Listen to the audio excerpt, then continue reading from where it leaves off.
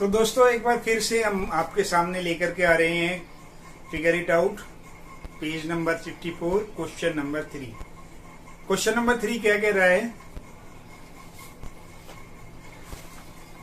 Question number 3 को पढ़ लेते हैं। क्वेश्चन नंबर 3 कह रहा है try making your own number system. अपना नंबर सिस्टम बनाओ। अब अपना नंबर सिस्टम तो 1 2 3 ये तो हम सब जानते ही हैं, अच्छे से जानते हैं। हम एक नंबर सिस्टम अलग बना लेते हैं। तो इसके लिए हम क्वेश्चन नंबर 3 को जब हम शुरू करते हैं तो एक छोटी सी चीज हम सोच लेते हैं कि जैसे कि हमारे पास में है 3 या 3 की जगह हम ले लेते हैं 2 ले लेते हैं।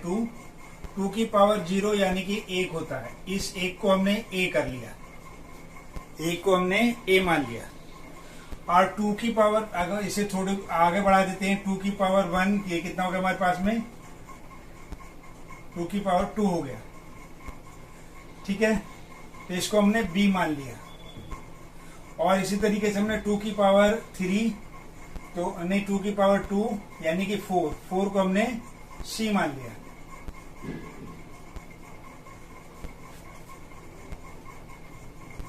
तो ऐसे ही 2 की पावर अगर हम आगे बढ़ाएंगे तो 2 की पावर 3 तो ये कितना हो जाएगा? 2 की पावर 3 से हमारे पास में 2 की पावर 3 कितना होगा? 8 हो गया। यानी कि ये हो गया हमारे पास में d। ये हमने बना लिया एक अपने तरीके से। अब हम लिखते हैं नंबर 1 को कैसे लिखेंगे? 1 को लिखेंगे हम किससे? a से। और 2 को किससे लिखेंगे हम? 2 को b से।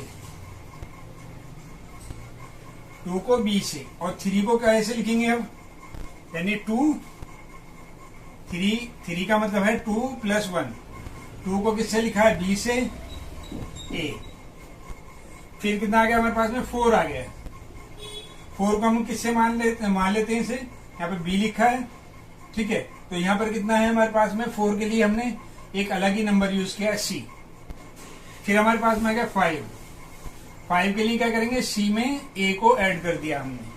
या इसी को हम दूसरे तरीके से भी लिख सकते हैं, यानी b को 3 बार, इसको b को हम 3 बार भी लिख सकते हैं। ठीक है, ये समझ में आ गया। अब 6 के लिए हम क्या करेंगे? 6 के लिए इसने कितना है? 6 के लिए क्या करेंगे हम? c a और a या c और b, इसको क्या लिख सकते हैं? c b भी लिख सकते हैं। 7 को क्या लिखेंगे हम? c b a। ठीक है, ये कितना है हमारे पास में? c कितना था हमारे पास? c कितना है? 4। और b कितना हमारे पास में? 2। और ये 1। और 8 के लिए क्या लिखेंगे हम? 8 के लिए डेवलप किया है हमने d। तो हम इस तरीके से नंबर को अपने सिस्टम के अकॉर्डिंग से बदल सकते हैं, बना सकते हैं। ठीक है, समझ में आया? नहीं आया? चलिए एक और एग्जांपल ले लेते हैं। एग्जांपल में हमने क्या काम किया?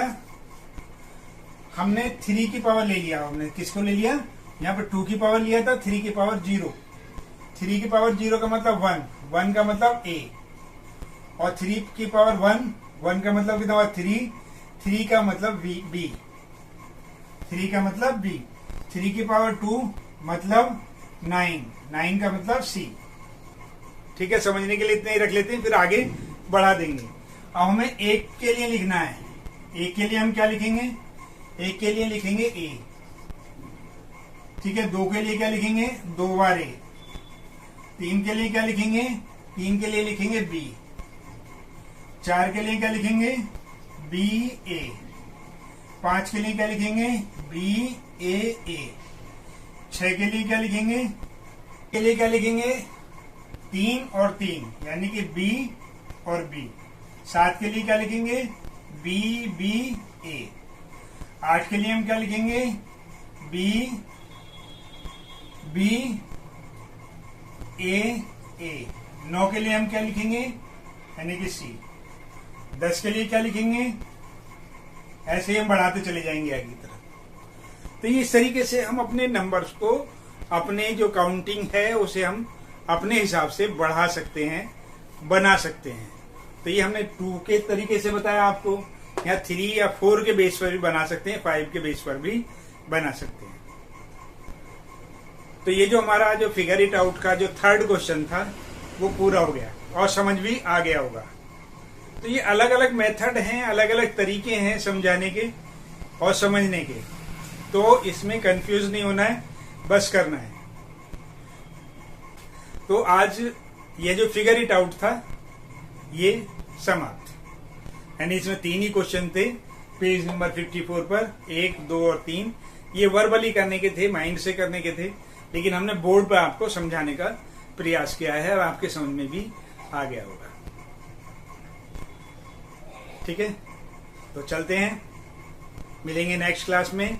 उससे पहले बेस्ट ऑफ लक।